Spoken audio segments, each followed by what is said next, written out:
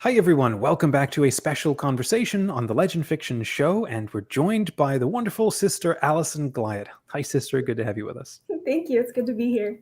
So you and Sister Maria Grace were with us for the first con, which was fantastic, and now you're back and you're hosting a session at our con on October 14th, LegendHaven. So this year, we're back with our second annual convention, LegendHaven. The theme is Worlds Without End, and it's a for free, for all online convention for fantasy and sci-fi writers, sci-fi fantasy writers for fiction, stuff like that.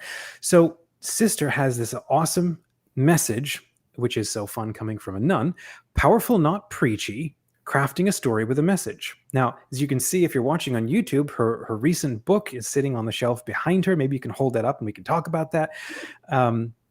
But she's also working on her own trilogy of novels, which are very hush-hush right now. But it's urban fantasy, and it's coming out maybe August of next year.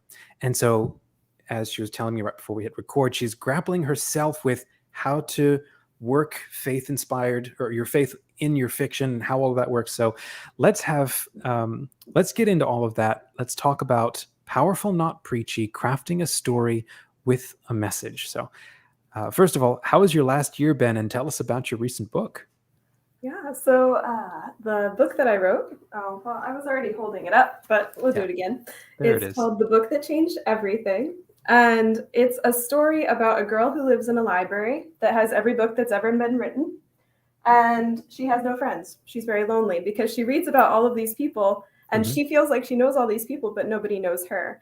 And then one night she has a dream about a book that's calling out to her, and she goes and searches for this book, and she discovers, this is a major spoiler, sorry, but she discovers the Bible. And in the Bible, she meets Jesus and realizes that he actually does know her. He actually is real. He's not just a character that she's knowing about, but through reading the Bible, she comes to actually have a real relationship with Jesus. And eventually he takes her out of the library. But so that's kind of what that book is about. That sounds like such a beautiful Pixar movie. So it would be fun, yeah. Okay, so then now you've graduated from these, and then you've got other books that you've also produced for children, right? Yeah, there's several things in the works right now. And actually, I've been writing the YA trilogy of novels much longer, but it takes a very short amount of time to edit a 32-page picture book when compared to like a 100,000-word novel. So it sounds like you went from that into the deep end. So let's get into then the thoughts that you've put together for talking about being powerful and not preachy. How giving readers that space to journey with you to the conclusion, or where do you want to go with this then? Well, I think I'd like to talk about, just to start off with the basics, kind of the difference between sharing a message and sharing an agenda. Because in my mind, they're not the same thing at all. Like a message is something you share that is true, and you present it to the reader, but you're not like shoving it down their throats necessarily. Whereas like when I think of an agenda, I'm thinking more of an ideology that someone wants the reader to accept wholesale, not necessarily to criticize or engage with, but just they want you to believe exactly the same things that they do. And I would argue that like the best fiction is not the agenda ideology shoving down your throat type of fiction, but the most compelling fiction that really does convince us of the truth is that poses a question and explores different answers to that question, but ultimately leaves the reader free themselves to be able to explore this question in an honest way. It gives them a framework to explore the question, but the answer that the reader reaches, it may not be what the author originally had in mind, but hopefully it's the reader is able to take steps towards the truth themselves, like whatever the truth of that message is. I like that distinction. The message allows that space of interpretation and discussion. And any time that you have an agenda, you're expecting something concrete to happen. That's what agendas are for. You want the response, you want the commitment, you want to know the next steps. But that's not what the job of fiction. I mean, maybe once you've inspired somebody with fiction, they may then want more, I don't know, more of the evangelization. Okay, now you've compelled me. Now convince me. I need to know the concrete details. But stories exist in that message, or can exist in that messaging space before the agenda space. Right. Like, so for example, with my book, The Book That Changed Everything, my hope for that, I mean, I would love if all the little readers of that book go and pick up a Bible afterwards and start reading it. Yeah. But my hope is more that they'll fall in love with Jesus and be curious about him, like that their sense of wonder will be evoked so that they actually want to themselves read a Bible, Yeah. so that like my goal is not to make them take this concrete step exactly, but it's to make them decide for themselves to want to do that. So it's kind of a slightly different way of thinking about it. And it can be scary as an author, I think, to like let go of the story enough to realize that like I'm trusting the reader to do the work of grappling with this themselves and interpreting it. And I have to be okay if they reach a different conclusion than I did. Like that's part of it. Like I really have to be able to, as the author, let myself fade into the background and let the characters and the worlds that have been created speak for themselves, and then let the reader bring whatever their own experience is, whatever they're going through, whatever questions they're asking into that equation, and then trust that God's going to do something with it. So I then now have to ask, that's beautiful, of course. How did you then do that? If that's the theory and the principle, then can you share like some of the things that you did or maybe didn't do when you were producing that story so that it could have that breathing room? So for The Book That Changed Everything, it's written for very little kids. So part of when you're crafting a story with a message is knowing your audience. Like, how much does your audience understand about this already? Like, what level do they understand things? How deeply do they dig into things? So when you're writing for kindergartners, you have to be a little bit less subtle than if you're like writing for adults or teenagers, for example. But I still tried to leave space for that. Like in my picture book, by like the word Bible doesn't appear anywhere in the book. Like it's she finds the book, and like, so it's about the Bible. Like if anyone asks what it's about, you say, oh yeah, it's about the Bible and how you meet Jesus through the Bible. But that's not written anywhere in the book. Like you have to be able to let the kid connect the dots to try to figure it out, or let the parent reading it kind of talk them through it and like help them figure it out if they're on the younger side. So like that's like trying to leave space, and like I might be really tempted to like end it by saying like, and that's how the Bible changes your life. You can get one at Pauline Books and Media by going to this website. That would kind of ruin the effect, Right. Yeah, that reminds me of something someone once said about fairy tales. It's how absolutely important it is to not explain them to children. You can have those discussions as adults, and that's actually very enriching and important. But for kids, you do not explain the meaning. The kid has to marinate in it and chew on it over and over until... And that's actually the cool thing about like fairy tales or children's stories is the children will be communicating something to you about what's important to them based on the stories they can't get enough of. So on that to that end, give them plenty of stories to sort of fill them with all kinds of things. But I like your point of you can't explain everything. So that then point then of knowing your audience as you're working on your own novel, and then your own experience as a religious person or as a nun. Sometimes when you're crafting something and you look at it and you think, yeah, I can't share this with people at my parish because they're not going to appreciate, for example, what's in here because I didn't craft it for them. Like you said, you're something that is being crafted for an audience, which means what? Like, how far do you go and how do you do that? So I think part of the challenge is really figuring out who is your audience. And then once you figure that out, like sticking to it, like writing it for them, with them in mind. And this is something I struggle with because like, that someone's going to read it and misinterpret it, what you're saying, or like think that it's like too on the nose, or that it's not obvious enough, or like everybody in the world will have a different opinion of what you wrote. But did you write it for them? So knowing who your audience is and keeping them in mind, and then trying not to care too much about what other people think of it.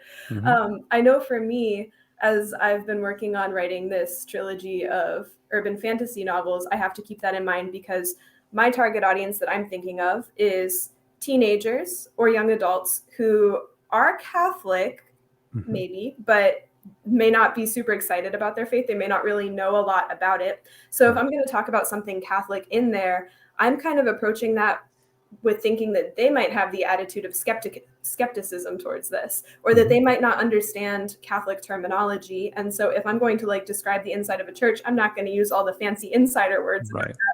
I'm going to use like descriptive words that the audience would understand. Right. So it's kind of being able to keep in mind, okay, what level of understanding is my audience at? What do they already know or think about this subject? Like, what are their attitudes towards it? And knowing that if the message that I have to share is something that they might be kind of like on the edge about, or not really know what to think about it, or might be opposed to it, I'm going to have to work a lot harder to present a nuanced and convincing way for that message to reach them than if they already agree with it, basically. So keeping those kinds of questions in mind helps a lot to make sure that when the reader finally does get to the finished product, that it's going to be effective for them. Right. No, that makes sense. It's got to be compelling, or they're not going to make it all the way to the end. Now, here's a different question, which has to do with perception, right? I think it's an unfair characterization of nuns, where we have floating around these memes of what is it? Fulton Sheen saying things like, a nun going to confession is like being pelted with popcorn or something. It's like they're so delightful and nice and kind, and you're a delight to chat with. So like, how serious can your novels actually be? Like how dark are they? It's like, really? Do you know how just they're human beings, right? So how does being a nun and following your vocation and actually dealing with real people, and the fact that you are yourself, I mean, a real human being with the same questions and and doubts and convictions as everybody else on the planet, but how does being a nun influence how you go about crafting fiction, especially the YA fiction? Yeah. As a daughter of St. Paul, one of the important parts of my charism is to listen to the cries of humanity. That was something that our founder, Blessed James Alberione, was really big on, of being able to listen to like, where are the pain points and the sufferings and the doubts and the anger of humanity today? And like, to be able to listen to that and walk with humanity wherever they're at, because those are the people who Jesus loves. And guess what? I'm not apart from humanity. I am also human. I am walking in that crowd of people. And so that's something that we really do as a congregation intentionally pray with often. And we all have different ways that we keep up with the cries of humanity. I know, like, I really like watching anime and listening to hard rock music, because that's places where I keep the pulse on niche cultures that are important to me. And but like, when I'm listening to a hard rock song, I'm not just saying like, wow, that was great to like exercise to or whatever, moving on with my life. I'm listening to the lyrics and I'm praying about them, and I'm praying for the people who are expressing those difficult emotions that they're grappling with, and like that darkness or that pain, and bringing it to Jesus, and then listening to Jesus. Like, what does he think of those people, or of this problem, or of this issue that's getting to people today?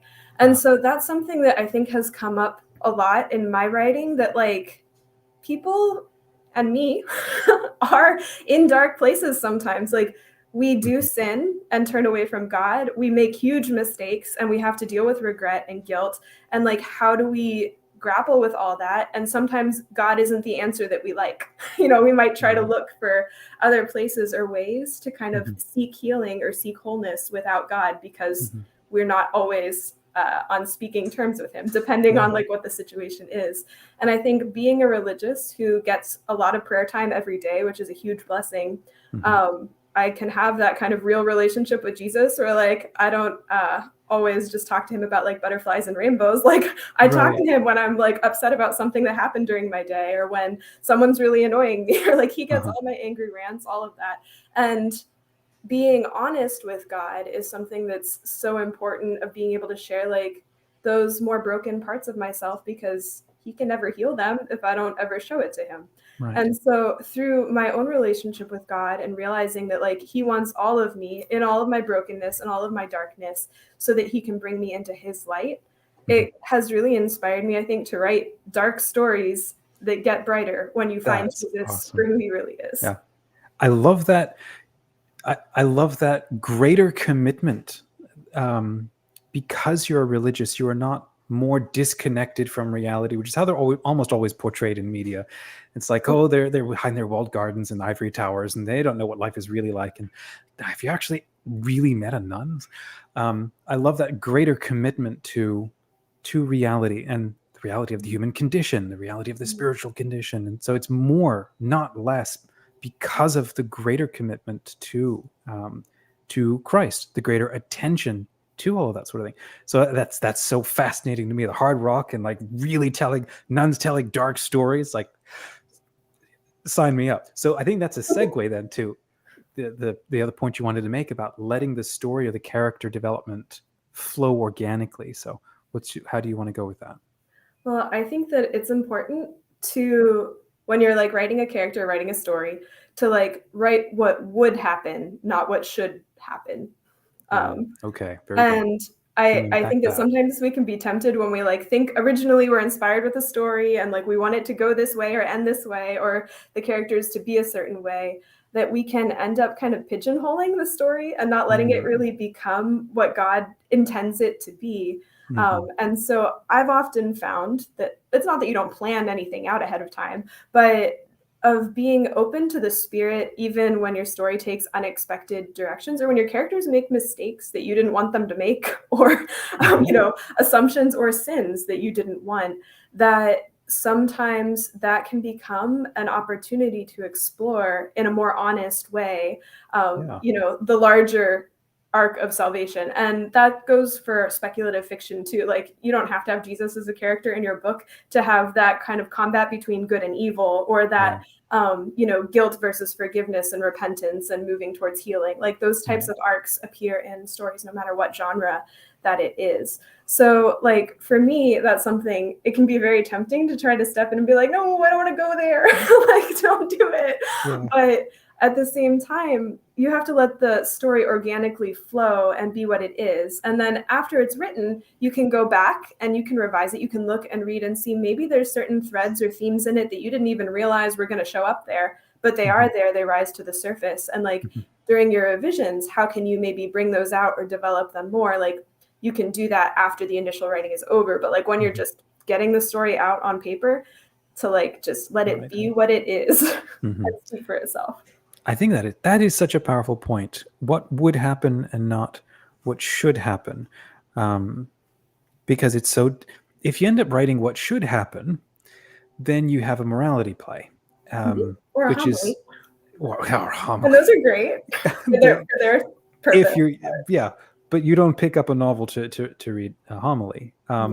So what's been the other thing that also then happens if you go with, like you say, what would happen, I imagine, is you then have to pay attention to what are my reactions to somebody being in this situation or making this decision.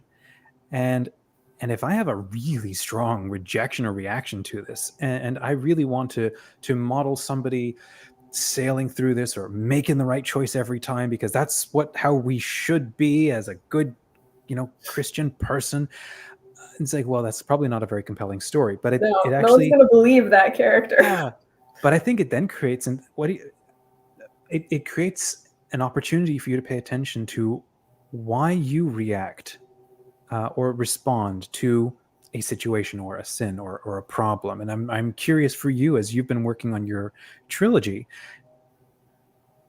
what happens? How has that happened for you? And like, when you go to pay attention to yourself, and did you end up changing your mind over a situation or a thing by seeing, oh man, I've got a really strong reaction to this and I don't want this to happen, but maybe this says something about me and my attitude towards it.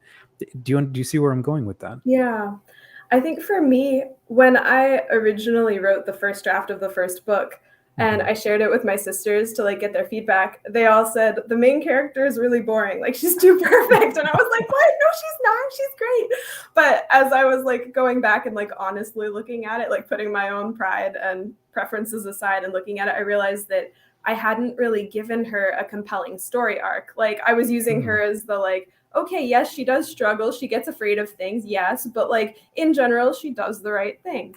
And I realized that I was not being honest about her sufferings that she had already endured that had shaped her, like the wounds that she was still carrying that would actually really affect her life. And I ended up, as I was writing, I gave her more of an arc of like not starting out perfect. Like maybe she thinks she's perfect, but then she realizes that she actually has a lot to grow too, and realized that her relationship with God, which originally I had, just as I was writing it, thought, oh, it's pretty good. Like she tries to pray, she listens to God. That's great.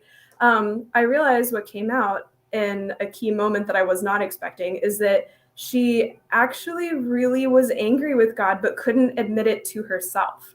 Like she didn't know that she was angry with God. It was something that was subconscious. And so there comes a chapter in the story where like it all comes out at once and she like completely snaps and basically gets furious with God.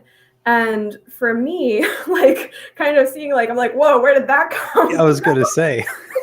And then like, okay, she then learns that like, okay, God can handle it. Like he doesn't abandon you when you have angry feelings towards him. That was something that as I was kind of writing was making me think of like, where are the places in my life where I might not be admitting how I really feel about something because I feel like I should be okay. Like I feel like, God is good. I'm not mad at him. He's great. He gave me everything. But also like, there's always the side of me that's like ready to complain or ready to admit how hard things really are. And so writing for her character kind of helped me realize, and I've had this realization at other points in my life, but that like God's not afraid of me and he can handle anything I throw at him. It's not going to make him walk away. So like that's just one example of how it kind of writing when we're really open about it and honest with it, and when we bring it to our prayer, can actually help shape us as people, because God is like the creator. He's the ultimate author. He wrote the story of human history. And when we are authors, we're kind of like little creators, like sub-creators under him. But the more that we write and bring that into our relationship with God, I think the more that we can understand him. And that he can use our writing to continue writing our stories with us. That's beautiful. Kind of like metaphysical there for a second. Yeah, but I love the point there about a character surprising you. And it's funny, like you said, like where did that come from? Because I keep running into that myself when I go to write a character, and then I'm ruminating on it while washing the dishes. It's like, why isn't the character doing this or that? And it's like, man, they're mad. Like, man, and then this character's mad. It's like, what is? And then this character ends up doing something like, what? Okay, I mean, maybe I need some more inner work here because I keep doing the similar things with my characters. But then the other thing happens. I'm more recently trying to write my own YA novel, and I feel like I intuited who the character is, and then I keep trying to make her do whatever for the purpose of the plot, because this is just what the plot needs to move forward. And it's like the character is violently resisting it. Like it doesn't make sense, and I can't see it, and it doesn't work. And I'm now fast getting to a point where I realize things have happened to her that I don't actually understand their impact on her as a person. And like you said, she's got wounds, or the character has wounds that maybe I don't understand or I haven't paid attention to. And if I were to, all of a sudden, and I've started trying to do that and realizing, oh, that's why she's going to end up doing these things or making different decisions. And it's fascinating, this sense. And I'm curious what you think about this on a psychological level, right? You go and you sub-create a person, and then they resist you. And you're like, excuse me, I created you, right? You should. It's like, no, that's not how free will works. It's like, wait, how am I somehow endowing a character with free will? Like, I don't think I actually understand what this means. But what does that? How do you make sense of that in writing a trilogy and trying to give a character agency, and then they start resisting you with what they think should be happening? Everybody else who's not an author is like, the heck is wrong with you? You sure this isn't split personality disorder? But authors like, nope, this is real. Well, the way that I understand it, I mean, when you write a character, it's like kind of starting a ball rolling down a hill, and you don't know exactly which way it's going to go down the hill. Like, it's going to go down because gravity is real, but you don't know exactly where it's going to end up or how fast it's going to go or what it's going to run into on the way. But I feel like the situation where you're talking about of realizing that, like, no, this character does have different wounds and trauma that's affected her. Like, to be able to really acknowledge that and do service to that in the story is so important, because if we do ignore that and try to force that away, we're sending the message to readers that your wounds shouldn't matter and that you can ignore things, and that that's a good way to do it. So you can send a message accidentally, a bad message that you don't actually believe is true or that isn't true, when you are not true to the storytelling process. So you have to be really careful with that. But for me, now that we've terrified okay, go ahead. I was going to say, now that we've terrified the scrupulous people, how do we get around that? But you were going to say. I was just going to say that for me, when I'm storytelling, like, yes, I do feel like, okay, there's these characters in my head, but really, for me, writing is an experience of doing something with Jesus. It's the fun thing that I do with God. And so I feel kind of like there's certain characters that I'm more in charge of writing, and then there's certain characters that are kind of his, that he's the one who's kind of making the choices for them. And so whenever they do something unexpected and I try to change it, he's like, hey, that's mine. Like, don't mess with that. I'm doing something. Yeah. So like for me, that type of play with God is actually a form of prayer that helps me get to know him a lot better. I absolutely agree. And I think it's important for especially faith-inspired authors, Christian authors, to think about writing as a form of active contemplation. And if you're really serious about what you're doing with your characters and such, it's also a form of confession. It's a form of working out, working out your faith in reverence and attention.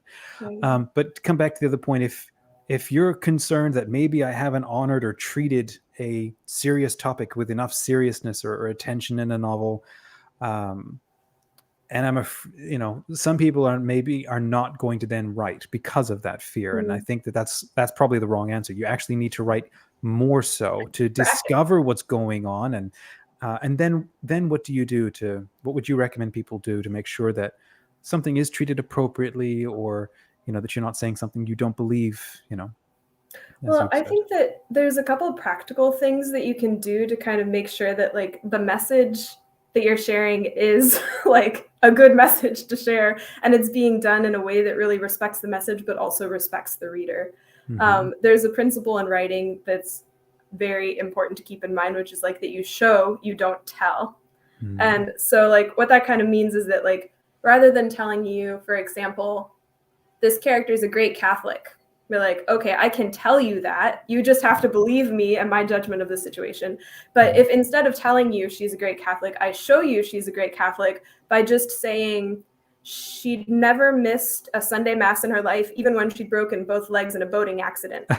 That tells you that she's Catholic. Like the reader can figure out also like what her attitude is towards her faith. Maybe like that she's really dedicated. She's a rule follower. She also might be a little extreme. Like that. I was going to say there's other things that are in there. Yeah. Because you're showing the reader what she's like. You're not telling the reader and not giving them any evidence to believe that that is the case. So when you're crafting a message, that principle of like showing, not telling, is really important to keep in mind. And also, I think that you don't want to summarize the really important parts, especially the parts that like the reader might need more convincing on. For like what I mean by that is like if you were reading a love story and you've been reading 200 pages of this love story and they're finally about to get together, and then you just get 2 sentences saying they stayed up all night talking together and by breakfast they were engaged.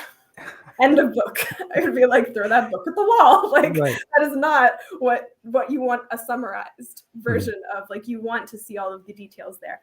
And I think in a similar way, don't summarize the parts of your message that are really important. Like if your character is going through a difficult moment of growth, or if you want to show like this message and actually convince the reader that this is happening and this is how it happens, you can't be lazy. You have to really like write it out. So like I could tell you like, oh, he was really angry with God, but then he got over it and eventually came to accept the tragic death of his mother. I could say that, or I could actually narrate out all of the angry arguments that he had with God and how he eventually like found healing. And like you actually reading the conversation he had with God would probably be more compelling than me just saying like the short version. Yeah. So that's another tip, is to don't summarize those important parts, even if it might be more difficult.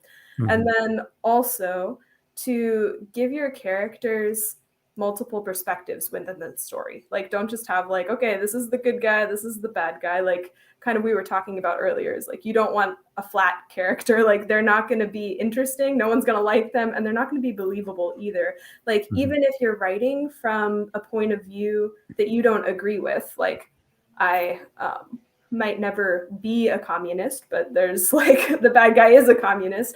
I have to actually do the hard work of trying to put myself in the other person's shoes and think from their perspective and stretch myself a little bit. And if the only thing I know about communism I've learned from people who hate communism, I'm not going to be able to write a non-stereotypical character about that. Like, I might actually have to go talk to someone who really believes and does not believe in what I believe. So it can require a lot more work, but when you're presenting those multiple perspectives within a story in a nuanced way, you're really respecting all sides of the conversation, but you're also making it more believable for the reader that like this is a reliable forum that they can ask this question and look at it from different angles themselves. Yeah. So like that was a lot, probably a really long way to answer. No, I think that's wonderful. And that this is something that I love, of course, about being Catholic, but is that sense that our faith is broad enough and bold enough and vigorous enough to welcome all of the reasoning and all of the doubts and all of the questions, not just our faith, God himself. And he welcomes all of that. And that a lot of times doubts can be a sign that we want to know God better and more deeply. And what we've been fed or the level of the thinking that we currently have doesn't match up to reality, or what seems to be convincing us must be more real or something. And so on the one hand, we shouldn't be afraid of doubt. And I think that fiction is a place for playing with that doubt. It's not, or playing with somebody's conviction and helping them realize what you thought you were convicted about may not actually be true. So that you can then come to learn what, maybe come to the doorway of what truth actually is. Because then catechesis and evangelization at that point is about, okay, now here are the distillations of all of these big, beautiful thinkings and thoughts. Now we can sort of, maybe you're now ready to hear them, but stories are about the struggle. It's not about Mary saying yes to the angel. That's actually a very boring story. If you ground that in the larger story of the story of Israel, then that's very exciting. It's finally happening. But if you just tell that story, it's like, okay. Whereas almost all the stories that we know and love, it's about the character saying, yeah, no, let me get on a boat. I am not converting the Ninevites. We love that story. Because we relate to that story more too. It's like exactly. That's the journey that you have to take to get there is sometimes the most important part. Yeah, there you go. Okay, so the headline for this video: Millennial Nun encourages dark fiction, which is awesome. Any final thoughts that you'd like to leave with us about crafting faith-inspired fiction? I would just want to encourage anyone who's watching that if you're writing and you're feeling inspired to share an important message to your heart through a story, like, just keep trying. Like, don't give up. You might need a lot of practice. You might have to have people read it and rip it apart and, like rewrite it. That's been my experience. But the final product is worth it. Like, God can really work through a lot of things, and he loves working through stories. We see that in how he works through salvation history already. So like, we know he likes this way of working. So don't be afraid to work with him to keep on trying. Absolutely. I mean, if he inspired in us a love for this thing, then we're not just in love with it just because we love it, but it's our love for it is an indication of God's love for it. And that's how we know he loves something, because he's loving it through us and we're participating in that. And those moments of flow, when you just get into something and something is so easy, that's a moment of very special, almost sacred participation with how God kind of feels about a thing. Whether it's catching a wave or making an incredible tiramisu, or that space of like complete attention is an absolutely amazing and beautiful thing. Okay, Sister intends to be present at the LegendHaven Con for those who are watching this ahead of time, so you can come chat with her about publishing. And then you also mentioned people can pitch middle grade or YA ideas. Can you share with us a little bit about what people can bring to the session? Yeah, so Sister Grace and I, she's one of my other editors here at Pauline Books and Media. We're really just there to hang out and talk about whatever you guys want to talk about. But if you have an idea for a kind of a book that has some kind of Catholic connection to it, and you just want to like bounce a crazy idea off of us, like we'd be happy to talk with you about it. Like even if it's not a good fit for our publishing house, we do encourage people to go to other publishers who do more purely speculative fiction, if that's kind of the area. We both read a lot of speculative fiction, so we love seeing book proposals and hearing ideas of what people are working on. So we'd love to talk to you. Given that you're St. Pauline Books and Media and you're run by nuns, like how overt do you want Catholic content to be in your submissions? So it's kind of hard to give like overarching rules because it kind of depends. Every story is so different, so it kind of depends.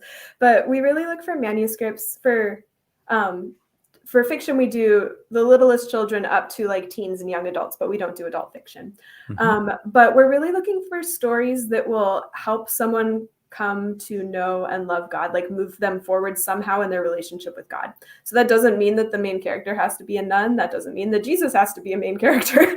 It means that like they have to be understanding something true about the way the world works and God's role in it, and be encouraged or inspired to kind of go deeper in their own relationship with God. So a story can do that in a lot of ways through a lot of different genres. It does require a lot of creativity to kind of figure out how to integrate that, but we are always open to new authors and new ideas for manuscripts. Beautiful. And then lastly, where can people connect with you online, especially if they want to get a copy of your book or stay connected to you for when the trilogy comes out? Sure. I'm on Instagram and Twitter. Well, whatever Twitter is called now, X. My handle is Sister_Allison with 2 L's. And you can find the book that changed everything. Sorry, it's over there on Pauline Books and Media's website. So it's paulinestore.com, but you can also get it off of Amazon. If you get it from paulinestore.com, you support the nuns, so we like that. But if you get it off of Amazon, you boost it in the algorithm so that people who would never shop for it might see it. So, there's pros both ways. So pick your benefit. Yeah. Fantastic. Well, sister, thank you so much. Thanks for coming back, and definitely want to have you back when you're ready to talk more about the novel. Like you said, you have a blurb, but it's not official yet. So we'd love once it's officially announced, I'd love to come back and talk about it. That would be awesome. That would be so much fun. Okay. Thanks everybody for joining this conversation today. We hope that you enjoyed it. Oh, lastly, if people want to submit a novel or have it considered for submission by Pauline Books, where can they go?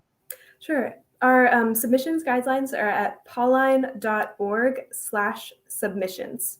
So that pulls up a PDF for you that has all of like the types of manuscripts you usually accept and like what you have to include with your proposal and the email address that you send it to and all that jazz. So it's all there, pauline.org/submissions. Fantastic. So check the link in the description. We'll have that link in the description. We'll also have Sister's X profile, which just sounds so weird, or Instagram. So follow her for news and updates on what she's up to. She always shares these really cool things on Instagram that are just fun, all about faith and being a nun and writing fiction, whatever. And then hit the LegendHaven link, which is for the con, to come and join us for free. It's an all-day event on October 14th. It's all free. It's for readers and writers of science fiction and fantasy primarily, but we have all kinds of people involved. Mostly, it's for a Catholic and Orthodox community, and LegendHaven is our annual kind of Comic-Con thing that we're trying to build, and we're trying to build the biggest one for the Catholic and Orthodox space because there is none. Well, there is now. So come and join us, and we look forward to seeing you there. Thanks again, everybody. God bless. Thank you, sister. Keep writing.